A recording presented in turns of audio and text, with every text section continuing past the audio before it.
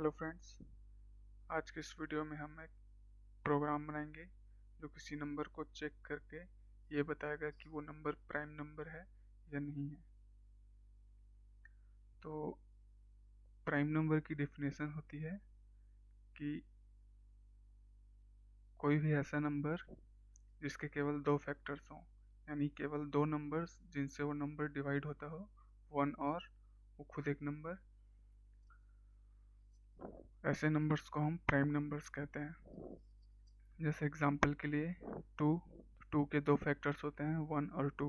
वैसे ही थ्री के लिए थ्री के दो फैक्टर्स होते हैं, वन और थ्री। फोर के दो से ज़्यादा फैक्टर्स होते हैं, वन, टू और फोर, इसलिए वो प्राइम नंबर नहीं है।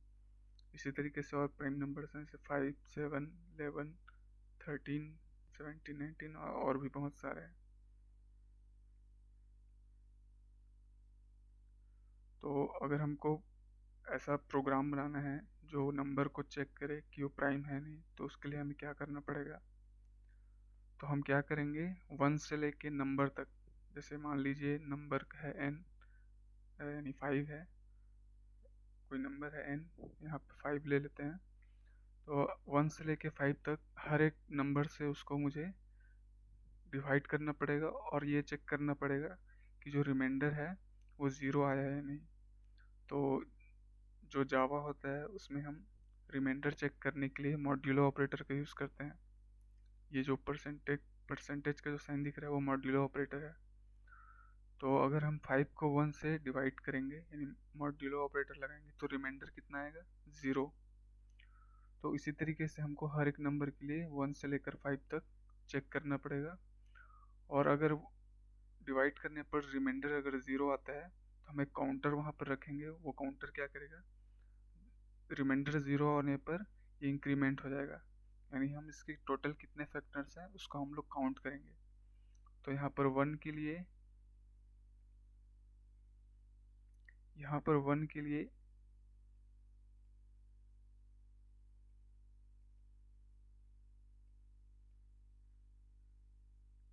यहाँ पर वन के लिए मुझे रिमाइंडर ज़ीरो मिल रहा है, तो मतलब ये जो वन है इसका फाइव का एक फैक्टर है।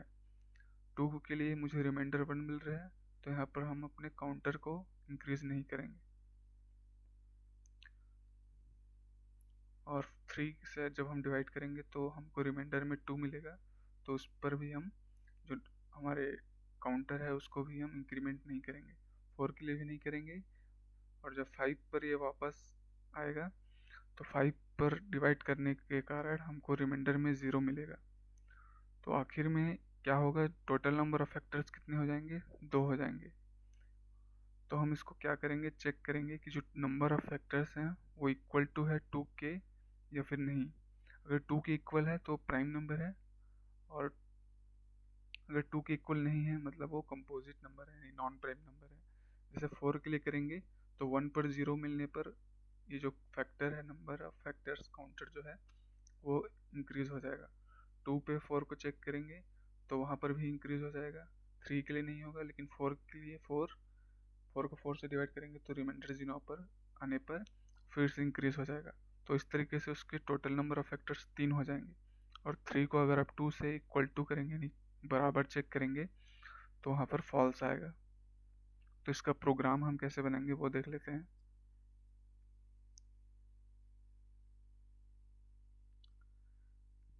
ये जो प्रोग्राम है वो कुछ इस तरीके का रहेगा। उस प्रोग्राम को मैंने एक फंक्शन के अंदर लिख लिया है। फंक्शन में हम रिटर्न करेंगे क्या, बुलियन टाइप। बुलियन टाइप मतलब या तो ट्रू पास करेंगे यानी रिटर्न करेंगे, या फिर फॉल्स। अगर प्राइम है तो ट्रू, अगर प्राइम नहीं है तो फॉल्स रिटर्न करेंगे।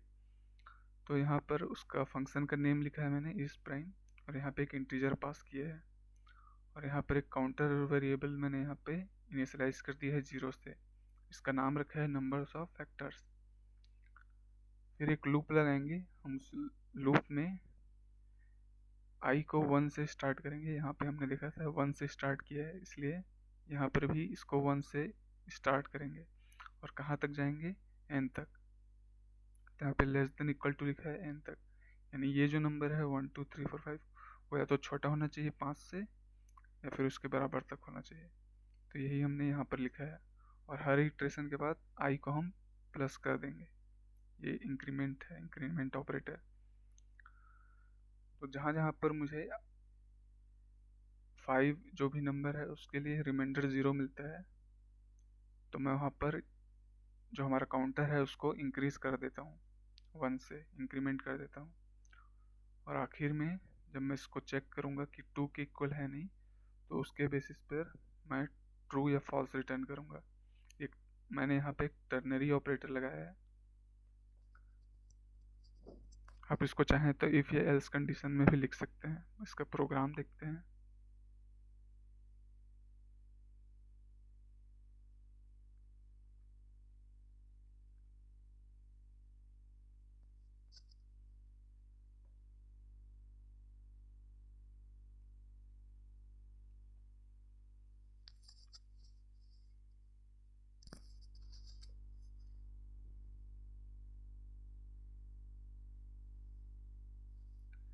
पहले हम स्टैटिक लिखेंगे, फिर बूलियन, फिर फंक्शन का नेम और नंबर जिसको हम पास करना चाहते हैं।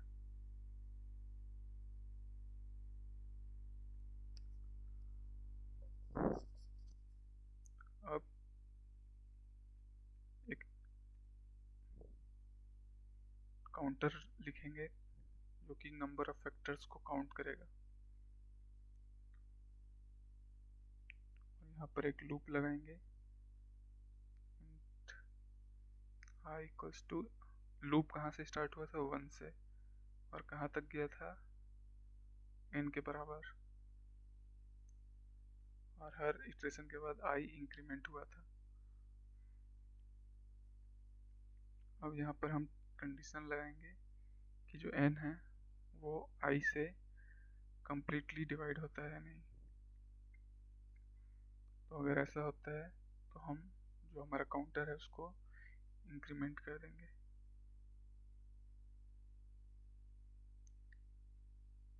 और आखिर में यहाँ पर हम दोबारा चेक करेंगे कि जो हमारे नंबर ऑफ फैक्टर्स हैं वो 2 के बराबर हैं या उससे 2 के बराबर है नहीं। अगर ऐसा होता है तो हम रिटर्न करेंगे ट्रू, एल्स यहाँ पे हम फॉल्स रिटर्न करेंगे।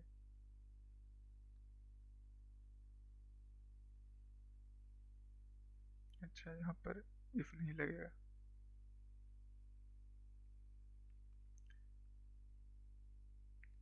ये मैंने लॉजिक लिख दिया जो आपने यहाँ पर देखा था।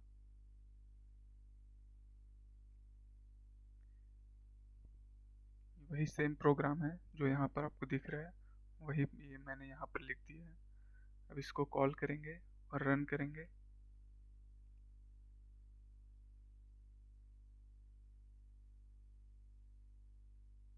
मैंने यहाँ नंबर में 13 दिया है और फंक्शन को यहाँ पे कॉल किया है, तो जब ये 13 को चेक करेगा तो 13 को 1 से लेके 13 तक डिवाइड करेगा, और 1 और 13 पर ही क्या होगा, ये इसको रिमाइंडर 0 मिलेगा, बाकी के लिए उसको रिमाइंडर 0 नहीं मिलेगा। तो यहाँ पर इंक्रीमेंट होगा तो 2 बार इंक्रीमेंट होगा, और ये जो नंबर ऑफ फैक्टर्स है वो टोटल कितने हो जाएंगे, 2 हो जाएंगे। तो यहाँ पर जब चेक करेगा तो 2 इक्वल्स टू 2 आएगा और ये रिटर्न क्या करेगा, ट्रू। तो इस तरीके से जो हमने पहला अपना अप्रोच लगाया था प्रोग्राम लिखने के लिए वो है सही है। तो इस प्रोग्राम को हम दूसरे तरीके से भी लिख सकते हैं या इसको छोटा कर सकते हैं। वो करने के लिए क्या करेंगे, हम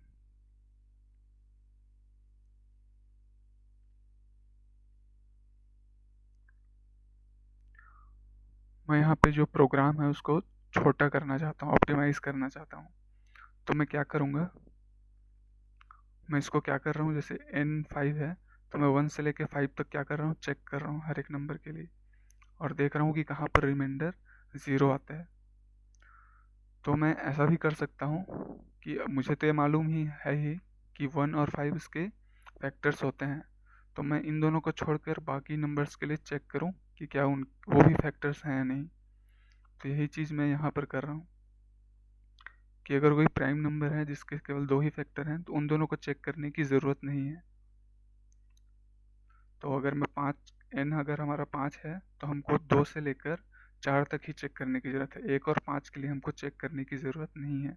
तो जो हमारा लूप होगा वो 2 से 4 तक जाएगा। और अगर हमारा n 6 है तो लूप जाएगा 2 से 5 तक। अगर n 7 है तो हमारा लूप जाएगा 2 से 6 तक। तो बेसिकली हमारा लूप कहाँ से कहाँ तक चलेगा, 2 से n-1 तक। n की वैल्यू जो भी रहेगी उससे एक कम चलेगा। और जो हमारा नंबर ऑफ फैक्टर्स है वो हम 2 की जगह 0 के लिए चेक करेंगे। नहीं, 2 तो हमारे पास पहले से ही हैं, उसके अलावा कोई तीसरा फैक्टर्स तो नहीं है, ये हम चेक करेंगे। तो वो जो प्रोग्राम रहेगा वो कुछ इस तरीके का हो जाएगा। यहाँ पर मैंने लूप को इनिशियलाइज किया है, ये जो मैंने लिखा था पिछले स्लाइड में, ये 2 से लेके n-1 तक जाएगा लूप, वही चीज़ मैंने यहाँ पर भी लिखी है। आई को स्टार्ट किया है 2 से और उसको n-1 तक लेकर गया हूँ। और यहाँ पर हम लोग चेक करेंगे और जब भी रिमाइंडर 0 आएगा तो हम वहाँ पर इंक्रीमेंट कर देंगे। और आखिर में चेक करेंगे कि क्या नंबर के लिए दो जो पहले से फैक्टर्स हैं उनको छोड़कर कोई और फैक्टर भी है, तो वहाँ पर हम ट्रू या फॉल्स रिटर्न कर देंगे। आपने इस प्रोग्राम में जो देखा है कि हमने यहाँ पे टर्नरी ऑपरेटर लगाकर ट्रू या फॉल्स रिटर्न कराया है, तो आप चाहें तो ये जो कंडीशन है इसको ही रिटर्न करा सकते हैं। क्योंकि क्या होगा, मान लीजिए आप 5 के लिए चेक कर रहे हैं, तो 5 के लिए चेक करेंगे तो ये आखिर में क्या होगा, 0 रिटर्न करेगा। और ये जो लॉजिकल एक्सप्रेशन है, जब इसको रिजॉल्व करेंगे यानी इसकी जगह 0 रख देंगे और 0 को 0 के बराबर चेक करेंगे तो क्या आएगा, आखिरी में ट्रू आएगा। तो जब वो ट्रू आ ही रहा है तो क्यों ना इसी को वापस क्या कर दिया जाए, रिटर्न कर दिया जाए, बजाय कि एक नया यहाँ पे हम एक्स्ट्रा ट्रू लिख रहे हैं, जबकि हम इसी को, ये तो ट्रू हो ही जाएगा ना, तो अलग से फिर ट्रू लिख कर उसको भेजने की ज़रूरत नहीं है। हम इसी को ही एक ट्रू बनाकर क्या यानी एक बुलियन वैल्यू बनाकर भेज सकते हैं। उसी तरीके से अगर ये फॉल्स हो जाता है यानी नंबर ऑफ फैक्टर्स क्या हैं, 0 से ज़्यादा हैं, तो यहाँ पर क्या हो जाएगा, मान लीजिए 1 आता है, यहाँ पर नंबर ऑफ फैक्टर्स क्या हैं, 2 के अलावा एक और तीसरा आ जाता है 4 के लिए, तो यहाँ पे 1 आ जाएगा। तो 1 इक्वल्स टू 0 करेंगे तो फॉल्स हो जाएगा ये पूरा कंडीशन जो है। और ये जब फॉल्स हो जाएगा तो ये रिटर्न भी क्या करेगा, फॉल्स रिटर्न करेगा। उसके लिए हमको अलग से ट्रू या फॉल्स लिखने की ज़रूरत नहीं है। तो इसको भी हम प्रोग्राम में लिख के देखते हैं।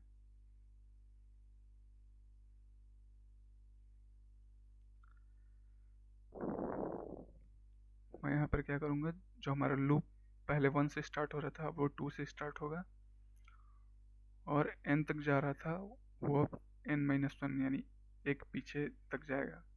आप इसको ऐसे भी लिख सकते हैं।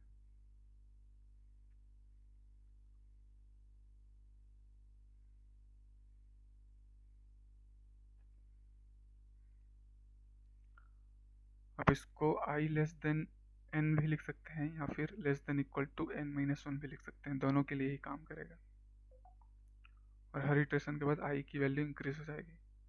यहाँ पर हम जो नंबर ऑफ फैक्टर्स है उसको इंक्रीज करेंगे और यहाँ पर 2 की बजाय 0 से चेक करेंगे। और जो मैंने यहाँ पे ट्रू और फॉल्स लगा रखा है इसको आप चाहें तो रख सकते हैं या फिर हटा सकते हैं। मैंने लिख दिया है। अब मैं इसको रन करके देखूंगा। हम किस नंबर के लिए रन करके देख रहे हैं, 13 के लिए। आप चाहें तो इसको बदल सकते हैं। तो 13 एक प्राइम नंबर होता है, तो हमको आउटपुट में भी प्राइम नंबर आना चाहिए। यहाँ पर आप देख सकते हैं ये क्या है, प्राइम नंबर है। ये तो हो गया, प्रोग्राम को हमने थोड़ा सा ऑप्टिमाइज कर दिया, यानी एक दूसरे वही प्राइम नंबर का ही प्रोग्राम है पर थोड़ा सा ऑप्टिमाइज्ड है। एक और है, इसको और हम लोग ऑप्टिमाइज कर सकते हैं। कैसे, अभी हम लोग क्या कर रहे थे कि जब भी रिमाइंडर 0 दे रहा था तो हम लोग क्या कर रहे थे, जो नंबर ऑफ फैक्टर्स जो हम लोग काउंट कर रहे हैं उसको इंक्रीमेंट कर दे रहे थे, और आखिरी में क्या कर रहे थे, 0 से चेक कर रहे थे। तो अब आप यहाँ पे कोई भी नंबर के लिए अगर आप ये जो लूप है इसको रन करोगे तो आप समझ जाओगे कि जब पहली बार में ही ये 0 से 1 हो जाएगा तो फिर हमको दोबारा और किसी नंबर से चेक करने की ज़रूरत नहीं है, क्योंकि आखिर में तो हम 0 से ही चेक कर रहे हैं।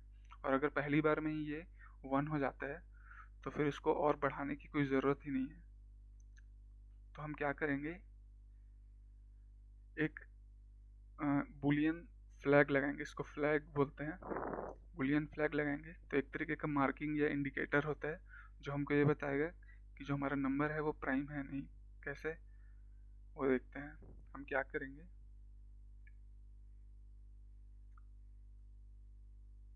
हम यहाँ पर एक बुलियन वैल्यू लेंगे और ये मानेंगे कि जो भी नंबर हमको यहाँ पे दिया जा रहा है, जैसे यहाँ पे n दिया जा रहा है, तो जो भी नंबर यहाँ से आ रहा है वो क्या है, प्राइम नंबर है। तो हमने यहाँ पे उसको चेक कर दिया कि जो भी नंबर आ रहा है वो क्या है, बाय डिफ़ॉल्ट ट्रू ही है, यानी प्राइम नंबर है ही।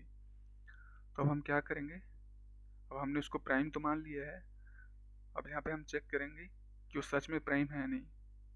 यहाँ पे रिमाइंडर निकाल के हम लोग चेक करेंगे कि सच में प्राइम है नहीं।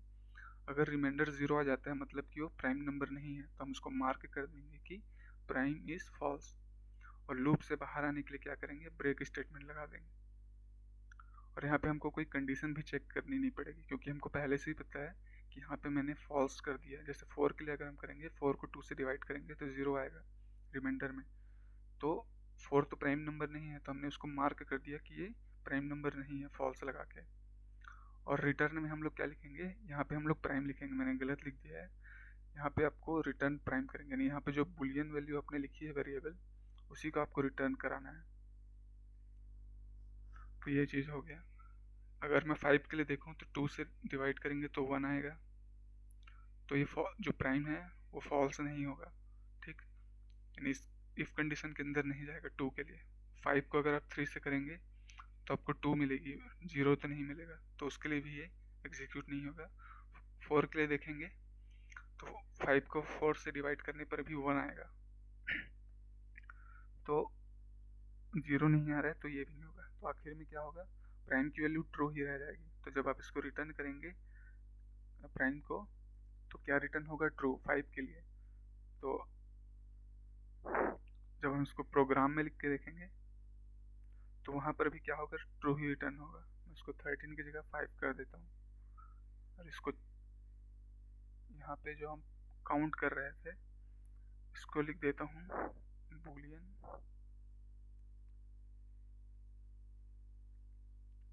प्राइम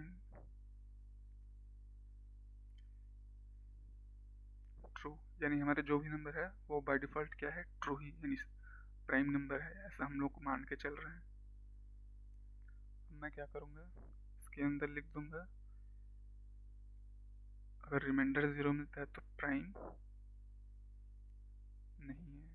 प्राइम को फॉल्स करने का क्या मतलब है कि नंबर प्राइम नहीं है, और यहाँ पर हम ब्रेक लगा देंगे। अब प्राइम नहीं है तो उसको आगे चेक करने का कोई मतलब नहीं बनता। और यहाँ पर ये कंडीशन जो हम लोग चेक कर रहे थे उसकी जगह हम लोग जो हमने मार्किंग के लिए लगाया है उस नंबर को रिटर्न कर देंगे, इसको, इस वेरिएबल को। तो 5 के लिए हमेशा ट्रू ही रहेगा, और कोई भी दूसरा नंबर जो नॉन प्राइम है उसके लिए प्राइम जो है फॉल्स हो जाएगा। इसको अब लोग हम रन करके देखते हैं।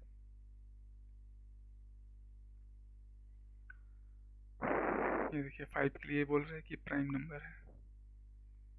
इसी तरीके से अगर मैं 4 का करूं तो ये नॉट प्राइम नंबर बोलेगा। ये देखिए 4 के लिए नॉट प्राइम। फिर ये तो दो ऑप्टिमाइजेशन करने के बाद हमारा तीसरा प्रोग्राम बनाना है। इसको हम लोग और छोटा कर सकते हैं, पर कैसे करेंगे, क्वेश्चन ये है कि इसको छोटा तो कर सकते हैं पर कैसे करेंगे। हमको तो पता नहीं है कि इसको छोटा कैसे करना है, तो उसका कुछ जो लॉजिक है वो क्या है। तो जो लॉजिक है वो ये है कि पहले हम कुछ नंबर्स को देख लेते हैं कि क्या हो रहा है।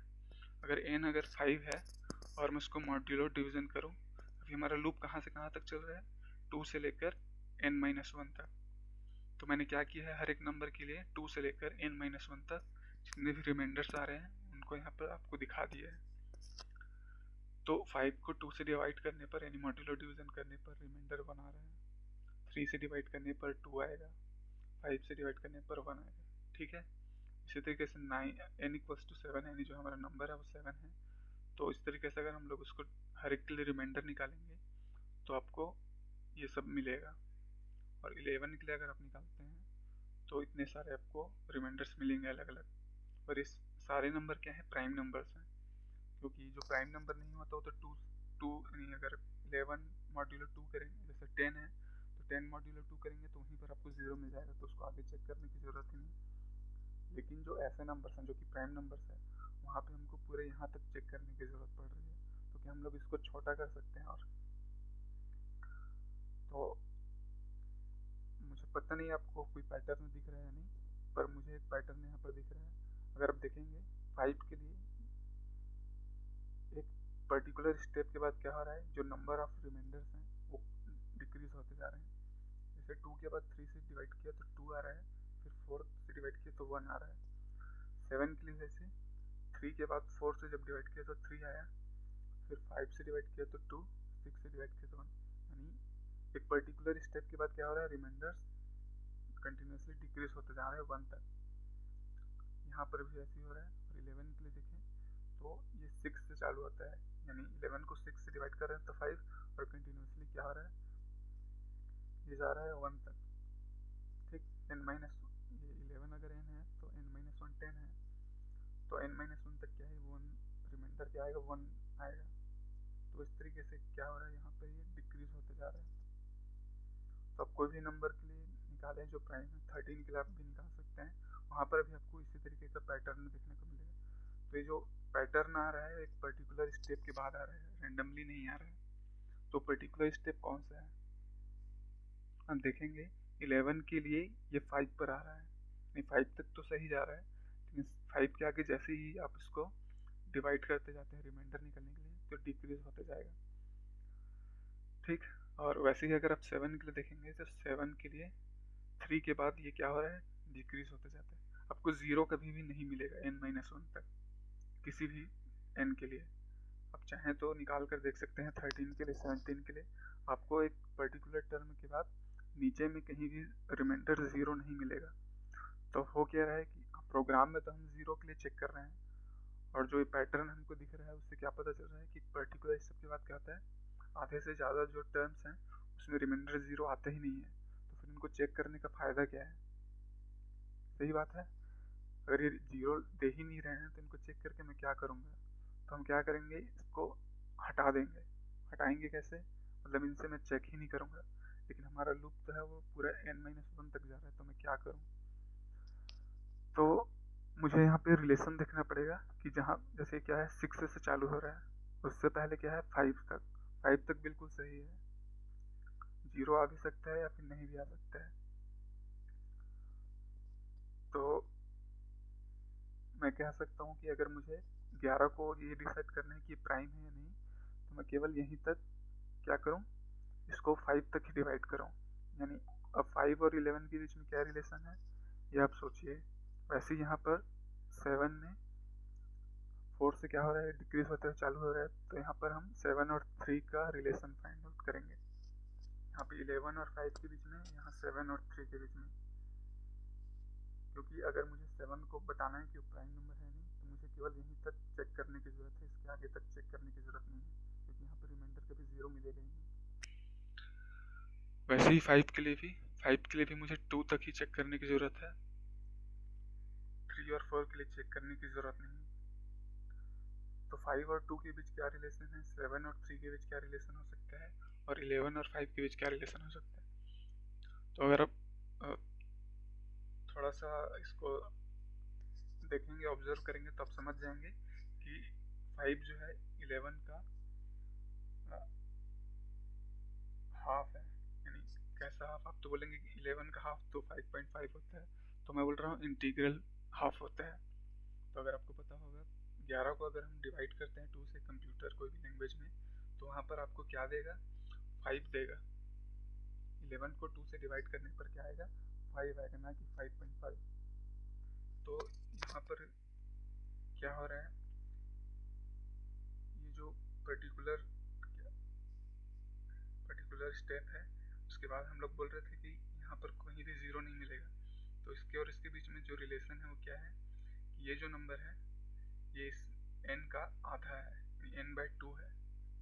ठीक, वैसे इसके लिए 7 के लिए हाफ कितना होगा, 3.5 होगा, लेकिन हमको क्या लेना है, केवल इंटीग्रल पार्ट लेना है, इंटीजर वाला पार्ट लेना है, तो 3 हो जाएगा, 3.5 की जगह 3। तो इसीलिए 3 के बाद जो भी कर रहे हैं उसमें इस तरीके का पैटर्न देखने को मिलता है जहाँ पर रिमाइंडर कंटिन्यूसली डिक्रीज हो रहे हैं।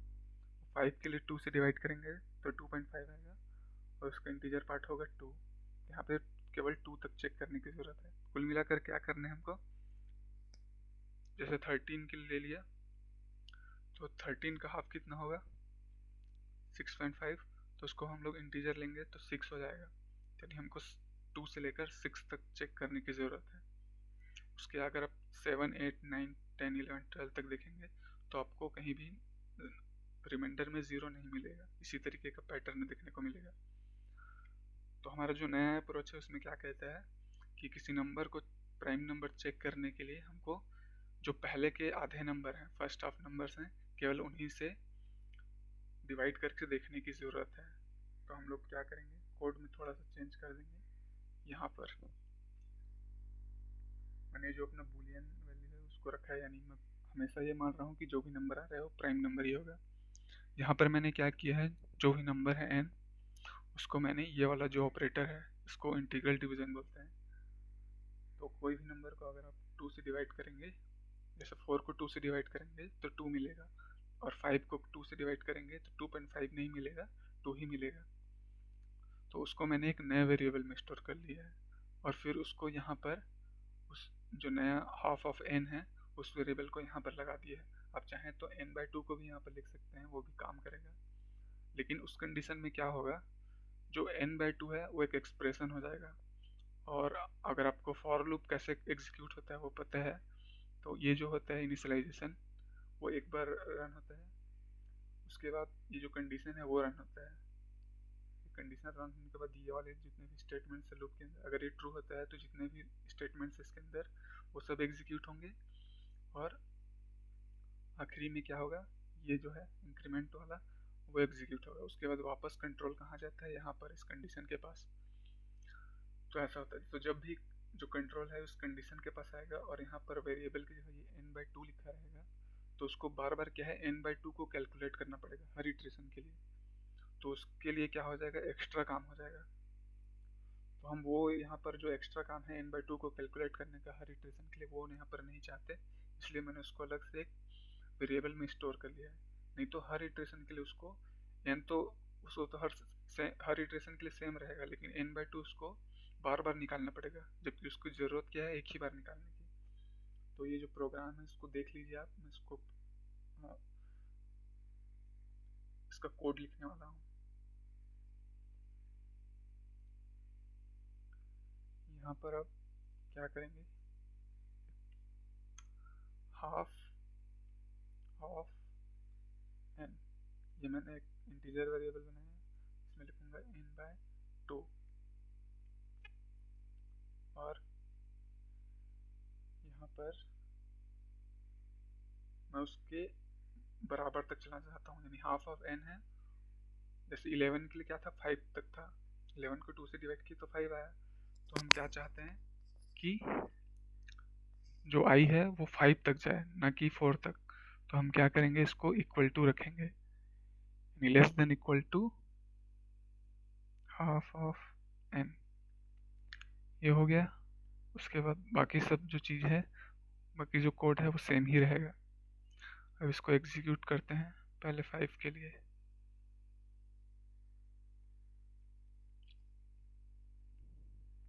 फाइव के लिए बता रहा है कि प्राइम नंबर है, ठीक।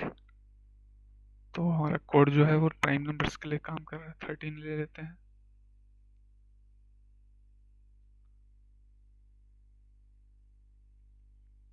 थर्टीन के लिए भी प्राइम है, और कोई एक 9 प्राइम, नॉन प्राइम जैसे कि 14। तो इसके लिए नॉट अ प्राइम। तो हमारा जो कोड है प्राइम नंबर के लिए, यानी जो फंक्शन लिखा है वो क्या है, सही है, ठीक। यहाँ पर आप कोड में जो फ्लैग दिख रहे हैं इसकी जगह आपको प्राइम रिटर्न करना है। और इसके अलावा एक और अप्रोच है। अभी तक हम क्या कर रहे थे, हमने इसको जो हम नंबर्स हम चेक कर रहे हैं 2 से लेकर पहले n-1 तक कर रहे थे, अब 2 से लेकर हमने क्या कर दिया, n/2 तक कर दिया, यानी आधा कर दिया जो भी हम चेक कर रहे थे। तो अब उस आधे से जो आधे हम लोग चेक कर रहे हैं, आधे नंबर जैसे 11 के लिए हम लोग 2 से लेकर 5 तक चेक कर रहे हैं, तो हम लोग क्या करेंगे, उसमें से भी कुछ चीज़ें हैं जो हम लोग कैंसिल कर सकते हैं। उसके लिए आपको एक क्या करना पड़ेगा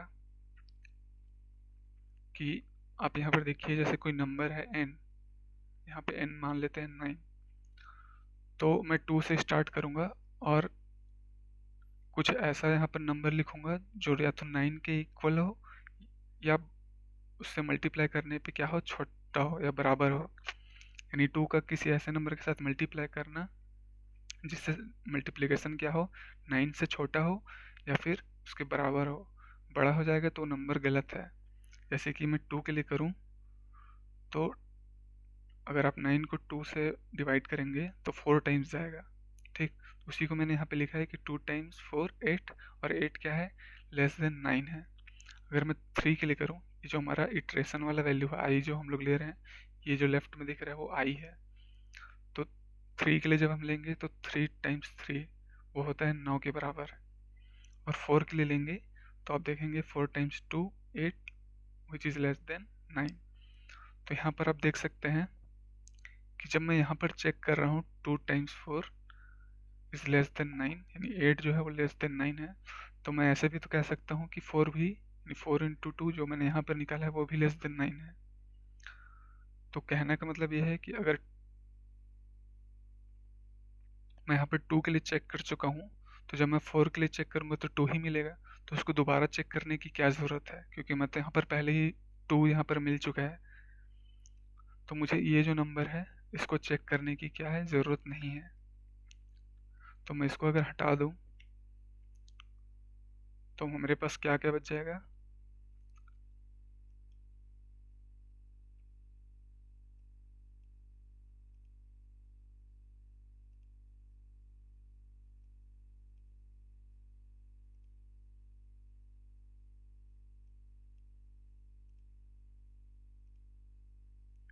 यहाँ पर जो है मैं इसको हटा देता हूँ, तो मेरे पास केवल 2 ही इटरेशन वैल्यू बच रहे हैं, 2 और 3।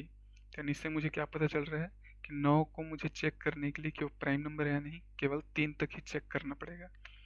और एक नॉन प्राइम नंबर है जो कि यहाँ से हमको पता चल रहा है।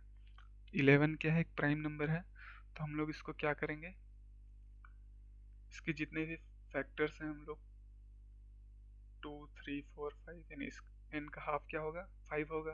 तो 2 से लेकर 5 तक हम लोग कैलकुलेट कर रहे हैं कि कितना दूर तक वो जा सकता है, 11 से छोटा होना चाहिए या फिर उसके बराबर होना चाहिए। तो 2 से करेंगे तो 5 मिलेगा हमको। तो इससे क्या पता चल रहा है कि 2 और 5 इसके, 5 से हमको इसको चेक नहीं करना है, और यहाँ पे 2 हमको पता चल रहा है कि इससे छोटा है, तो हमको 2 से भी चेक नहीं करना है। तो अगर आप देखेंगे नीचे वाले वैल्यूज में यहाँ पे इन दोनों में 2 प्रेजेंट है, तो इसका मतलब है कि हमको इन दोनों से भी चेक नहीं करना है, 4 और 5 से हमको चेक नहीं करना है। तो इन दोनों केसेस में देखिए आप, यहाँ पे 2 और 3 बचे हैं, और यहाँ पर जो इटरेशन में जो वैल्यूज है, आई की जो वैल्यू है वो भी यहाँ पे मैक्सिमम कहाँ तक जा रही है, 2 से लेकर 3 तक। अगर आप n इक्वल्स टू 13 के लिए भी चेक करेंगे तो आपको क्या मिलेगा, 2 से लेके, sorry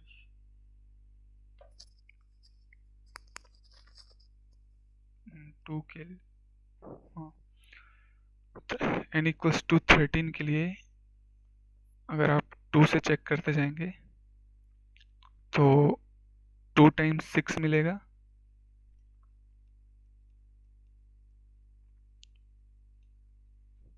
which is less than 13। तो 2 टाइम्स 6 लेस देन है 13 से।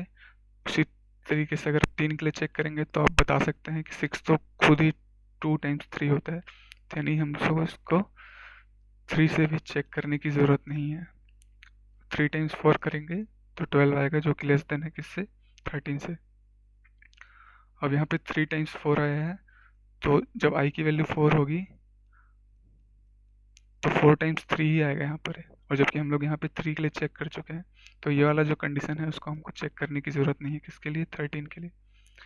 तो अगर आप इसको भी कैलकुलेट करेंगे और 13 के हाफ तक ले जाएंगे, 13 का हाफ 6 होगा, तो वहाँ तक लेके जाएंगे तो आपको पता चलेगा कि 5 के लिए भी चेक करने की ज़रूरत नहीं है और 6 के लिए भी।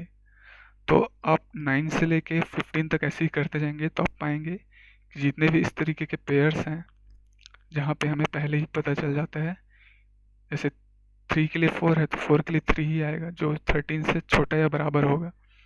तो इस तरीके के जितने भी पेयर्स हैं उनको हम कैंसिल कर देते हैं। तो आपको आप ऑब्जर्व करेंगे कि जो i की वैल्यू यहाँ पर बच रही है वो मैक्सिमम क्या है, 3 है, यानी और कम कम से कम क्या है, 2 से लेके 3 तक ही आपको मिलेगी। तो मैं ये कह सकता हूँ इसके आधार पे कि अगर कोई नंबर है, मान लीजिए हमारा जो नंबर है n है, और उसका जो फैक्टर है, यानी मान लीजिए जो लेफ्ट साइड में है वो एक फैक्टर है a, उसका मल्टीप्लिकेशन b से करेंगे, b क्या है, कोई दूसरा फैक्टर है, ठीक। तो वो क्या होगा, less than, sorry, factor a multiplied by factor,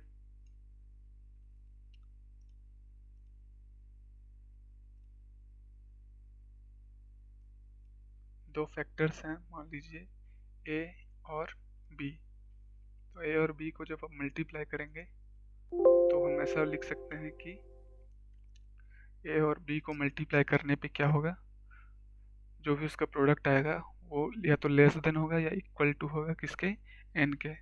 n यहाँ पे मान लीजिए 11 है, तो आपके जितने भी आपको यहाँ पे फैक्टर्स दिख रहे हैं जो भी हमने निकाले हैं वो क्या होने चाहिए, a और b के मल्टीप्लिकेशन से लेस देन होने चाहिए, यानी कम होने चाहिए या फिर बराबर होने चाहिए। तो इसको हम लोग और देखते हैं।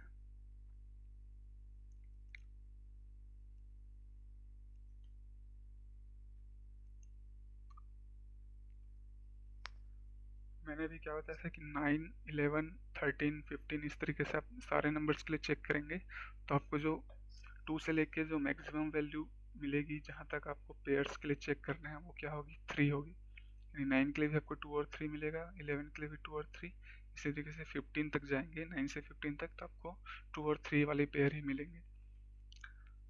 तो अगर आप उन सारे नंबर्स का स्क्वायर रूट निकालें तो आपको कुछ ऐसा मिलेगा, 9 का होता है 3, यहाँ पे जो स्क्वायर रूट्स हैं वो पॉजिटिव ही रहेंगे, कोई भी नेगेटिव स्क्वायर रूट्स हम नहीं ले रहे हैं। तो 10 का होगा 3, 11 का होगा 3, 12 के लिए भी 3, और यहाँ 15 तक पूरा 3, जबकि 16 के लिए क्या हो जाएगा, 4 हो जाएगा। तो आपको यहाँ पे कुछ रिलेशन समझ में है, जो उनके स्क्वायर रूट है उनका जो इंटीजर पार्ट है वो भी 3 है, और यहाँ पे जो हम पेयर्स को कैंसिल करने के बाद जो जो हमारे पेयर्स बच रहे हैं उनमें जो मैक्सिमम नंबर है वो भी 3 आ रहा है, ठीक। तो हम इसको एक इक्वेशन के जरिए समझते हैं। मैं यहाँ पे आपको समझाता हूँ। मान लीजिए नंबर लाइन है और आपका जो नंबर है वो n है, ठीक। तो अब हम ऐसा बोल सकते हैं कि जो हमारा नंबर है, जैसे कि एग्जांपल के लिए 13 बोलते हैं, तो 13 क्या है, मैं कह सकता हूँ कि वो 9 और 16 के बीच में पड़ता है, यानी 9 से बड़ा है लेकिन 16 से छोटा है, ऐसा बोल सकते हैं। तो 9 से बड़ा है, यहाँ पे 13 ले लेते हैं, तो कोई एक नंबर है, सॉरी वो क्या, 13 क्या है, एक नंबर है उससे बड़ा है 9 से, और एक और नंबर है, यहाँ पे 6 मान लेते हैं 16, एक और नंबर है उससे क्या है, छोटा है, यानी हम एक नंबर ले रहे हैं वो इस नंबर से बड़ा है लेकिन इस नंबर से छोटा है, फॉर एग्जांपल 13 लेते हैं, तो 13 क्या है, 9 से बड़ा है, और किससे, 16 से क्या है, छोटा है। तो हम लोग अगर ये बोलें, अगर आप 9 और 16 को अगर आप स्क्वायर रूट लेंगे तो आप पाएंगे 9 होता है स्क्वायर रूट किसका, 3 का, और 16 होता है स्क्वायर रूट किसका, 4 का। तो मैं ऐसे लिख सकता हूँ कि जो मेरा n नंबर है वो किसके किसके बीच में है, a के स्क्वायर से b के स्क्वायर के बीच में है, और जो मेरा n है वो a स्क्वायर के इक्वल हो सकता है। जैसे कि हमने इस वाले देखा था, इस वाले कंडीशन में हमने देखा था कि यहाँ पर जो मल्टीप्लिकेशन है उसमें क्या हो रहा है, इक्वल टू आ रहा है। यानी मैं ऐसा लिख सकता हूँ कि ये नंबर और ये नंबर का multiplication less than equal to होता है किसके, n के। तो इसके हिसाब से मुझे क्या मिला है, एक इक्वेशन मिल गई है, a square is less than equal to n is less than equal to b square. यहाँ पे a क्या हो जाएगा, 3 हो जाएगा अगर 13 ले रहे हैं तो, और b क्या हो जाएगा, 4 हो जाएगा। तो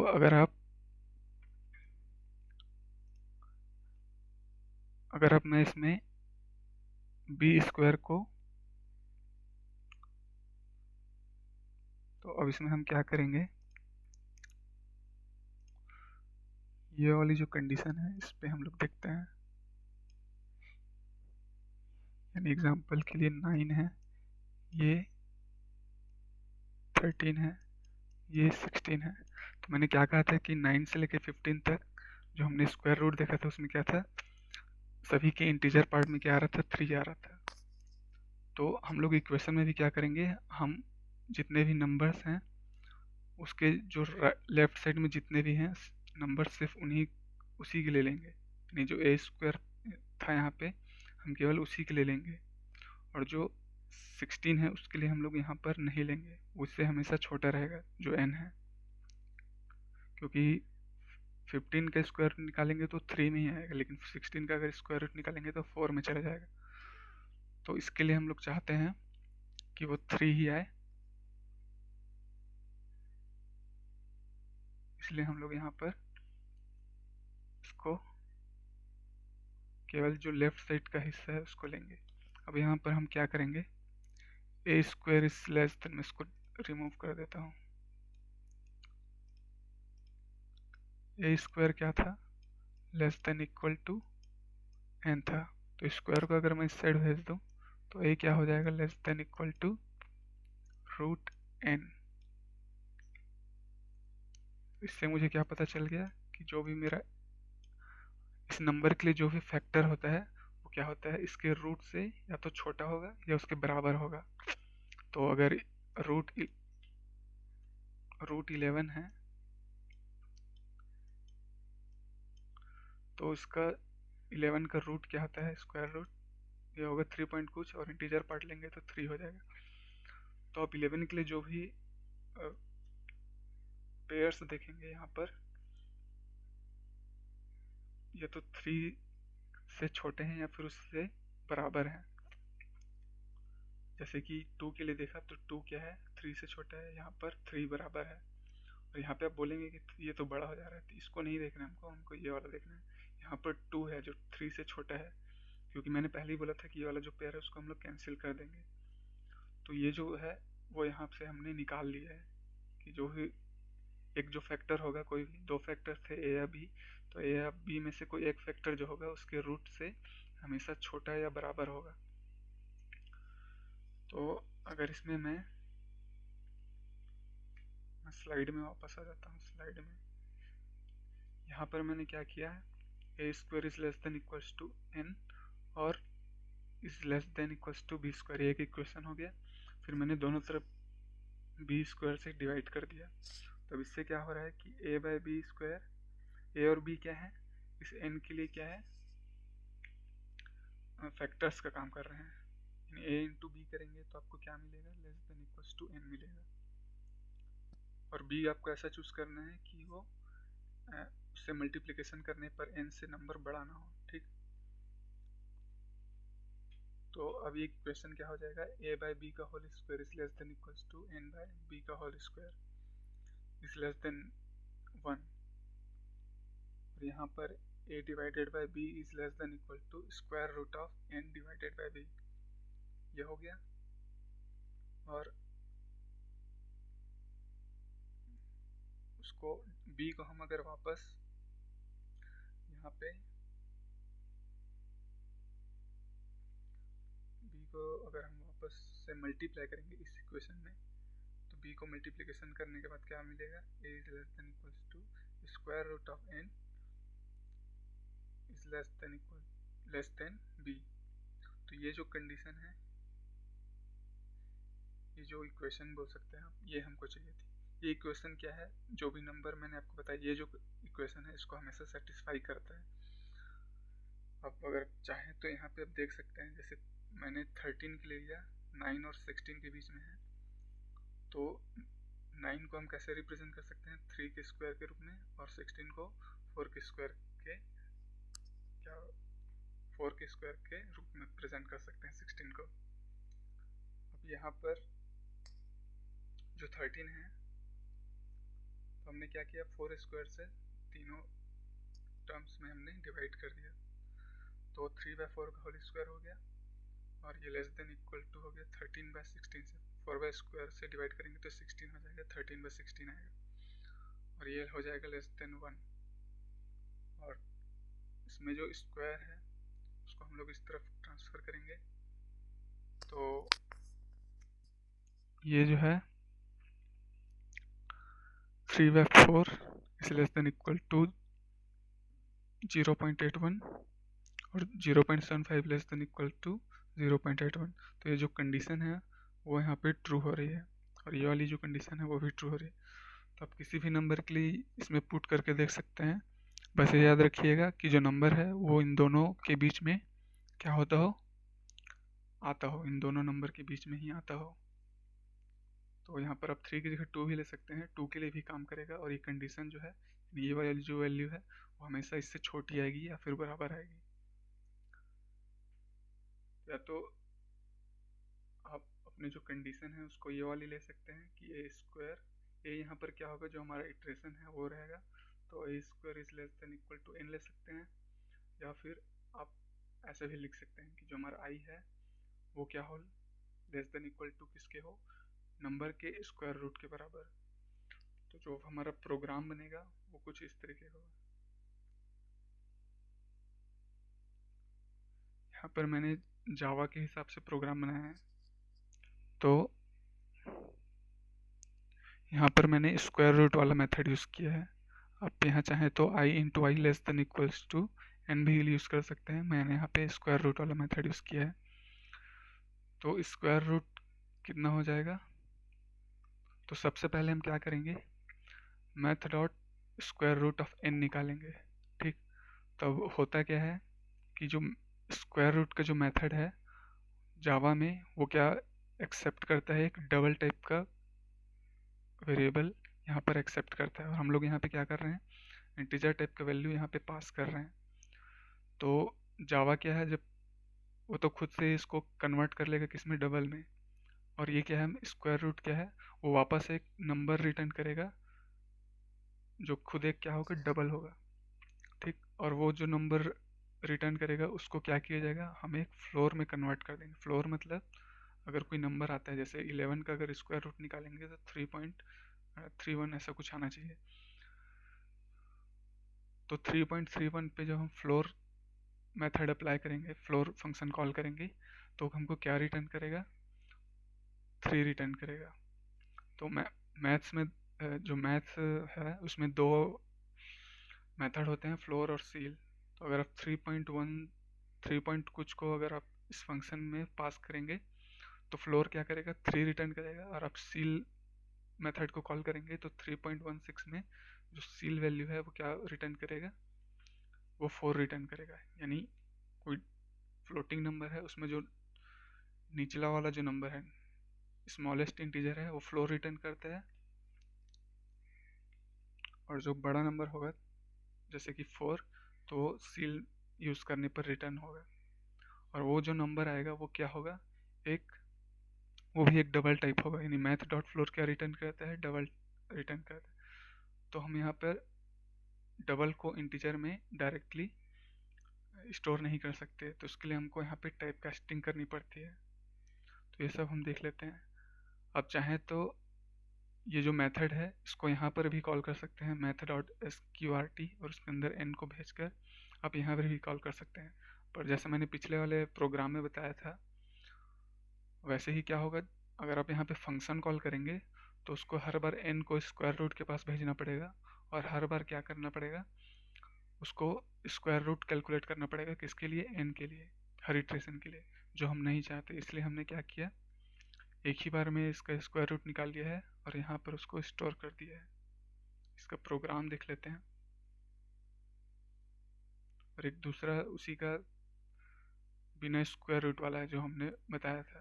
आप चाहें तो ऐसा भी लिख सकते हैं, इसमें स्क्वायर रूट की ज़रूरत नहीं पड़ेगी।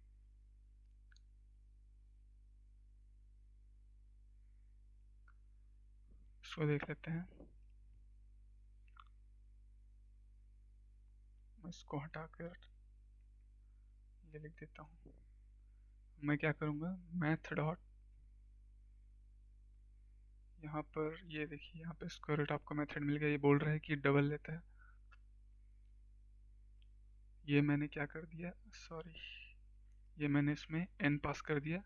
तो अभी कहेगा कि ये जो रिटर्न कर क्या करता है, ये रिटर्न करता है डबल टाइप। तो डबल टाइप को आप इंटीजर में कन्वर्ट नहीं कर सकते। तो सबसे पहले तो हमको ये एक्चुअल में क्या रिटर्न करेगा, जैसे n11 ले लेते हैं तो ये 3 पॉइंट कुछ रिटर्न करेगा, जो कि डबल वैल्यू होगी। तो हमको 3 पॉइंट नहीं चाहिए, केवल 3 चाहिए। तो हम उसको क्या करेंगे, फ्लोर मेथड को कॉल करेंगे।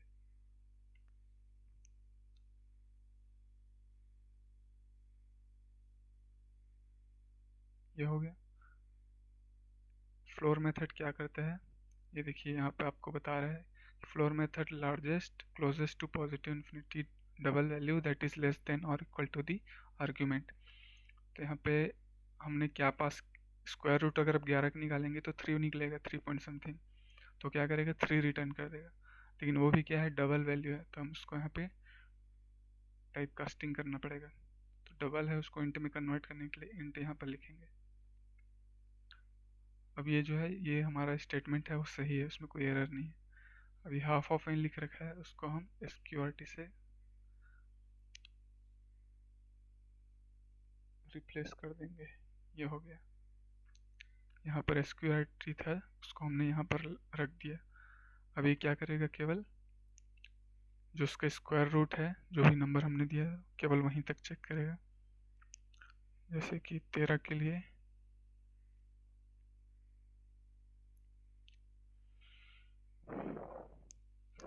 ये बोल रहा है कि ये प्राइम नंबर है। और भी हम चेक कर सकते हैं। 14 के लिए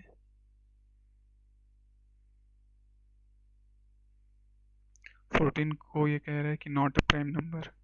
तो इस तरीके से आप अलग अलग नंबर देख सकते हैं। और जो हमारा फाइनल सबसे ऑप्टिमाइज्ड जो प्रोग्राम है वो कुछ इस तरीके का रहेगा।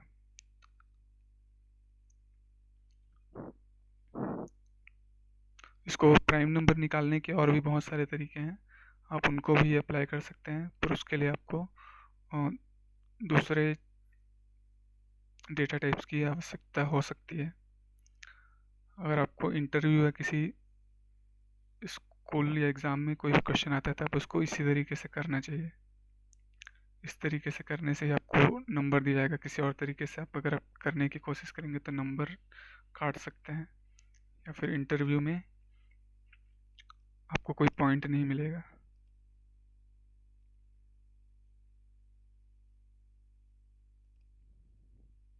तो इस वीडियो में इतना ही। आई होप आपको सारे प्रोग्राम के जो स्टेटमेंट्स हैं, लाइन है, लूप कहाँ से कहाँ तक चल रहा है, हमने यहाँ पर आई को आई से क्यों मल्टीप्लाई किया है यहाँ, या फिर यहाँ पर हमने इसका स्क्वायर रूट क्यों निकालते हैं, इस तरीके के जितने भी प्रॉब्लम्स हैं, या हमने जो भी प्रोग्राम से लिखे उसमें स्क्वायर रूट क्यों निकाला है, n/2 तक क्यों निकाला था। ये सब जितने भी आपके प्रॉब्लम्स होंगे वो आपको समझ में आ गए होंगे कि वो कहाँ से आते हैं, क्यों क्यों लिया जाता है, क्यों हमने यहाँ पर n/2 लिया था, वो भी आपको हो सकता है समझ में आ गया हो। यहाँ पर हमने स्क्वायर रूट क्यों लिया है वो सब भी आपको समझ में आ गया होगा।